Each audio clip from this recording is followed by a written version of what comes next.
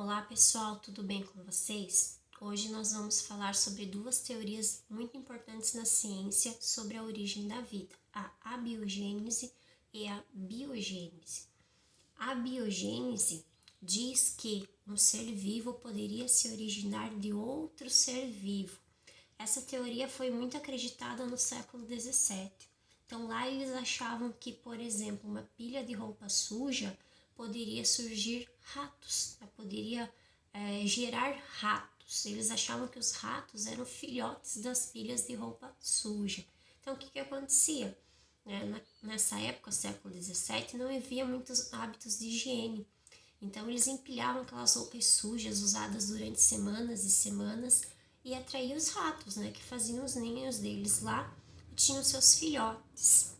E eles achavam que os filhotes eram filhotes das roupas sujas. O mesmo acontecia com as rochas. Vocês já devem ter levantado um pedaço de pedra, de tronco, e debaixo tem insetos.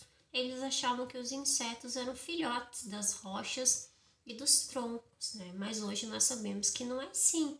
O que acontece ali é que os insetos botam seus ovos embaixo, ou constroem seus ninhos, se alimentam debaixo dessas rochas em troncos, Porém, no século XVII mesmo, um cientista chamado Francesco Redi, ele fez um experimento para provar que a biogênese estava errada. Então ele utilizou aqui o nosso pedaço de carne e colocou um pedaço em cada pote. Um ele tampou e o outro ele deixou aberto.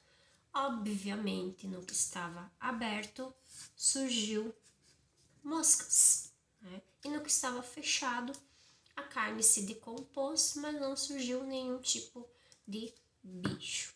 Então, para ele estava provado, que a biogênese não era real, que o que acontecia? Que a mosca foi lá, botou os seus ovinhos na carne e da carne surgiu as larvas, que estavam aqui, eclodiu os ovos. E no que estava fechado, como essa mosca não teve contato com a carne, não apareceu as larvas, ela não conseguiu botar os ovos. Porém, o pessoal dessa época não acreditou no Redi, porque, segundo eles, havia uma semente da vida no ar, e quando se tampa o pote, não permite que a semente da vida entre dentro do pote e gere vida, Então, ninguém acreditou no Redi, infelizmente. Por que eles não acreditaram? Porque naquela época eles não tinham conhecimento dos microscópios, que existem seres muito pequenos, os micro-organismos, como as bactérias e fungos que estão presentes no ar. Apenas lá no século XIX que surgiu a biogênese. A biogênese diz o seguinte: um ser vivo só se origina de outro ser vivo, que é o que nós sabemos, Então, aqui como exemplo, nós temos uma reprodução sexuada, e temos a assexuada. Sexuada com troca de material genético, assexuada é cópia, Aqui nós temos um protozoário, ele se divide em dois, temos duas cópias. Mas quem que provou a biogênese? Foi um cientista chamado Louis Pasteur, lá no século XIX, em 1860. Ele foi muito esperto, ele criou um aparelho, um frasco que se chama frasco pescoço de cisne.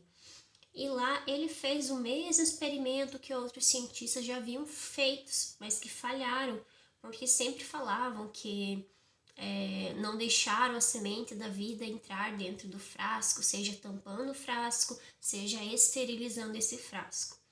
Então ele fez lá, esse pescoço de cisne, ele ia afunilando por dentro. Então o que acontecia? O ar conseguia entrar dentro do frasco, porém chegava um momento que ficava tão fininho que as bactérias, os micro-organismos que estavam presentes no ar não conseguiam entrar dentro do frasco, e o alimento que estava dentro do frasco estava preservado. Não se decompunha, não aparecia larvas, não aparecia mofo, os fungos. E quando ele quebrou esse pescoço, esse gargalo desse frasco, o que aconteceu? Apareceu lá todos os micro-organismos que nós conhecemos a decomposição, fungos, larvas de moscas, e com isso ele provou, né? Ele explicou que no ar tinha micro-organismos que entravam dentro do alimento, dentro do frasco, desculpa, e deterioravam o alimento, né? E que essa semente da vida eram os micro-organismos, e isso foi provado, né, mais para frente com a invenção do microscópio alguns anos depois, certo? Então, biogênese é o que nós conhecemos hoje. Um ser vivo só se origina de outro ser vivo, né?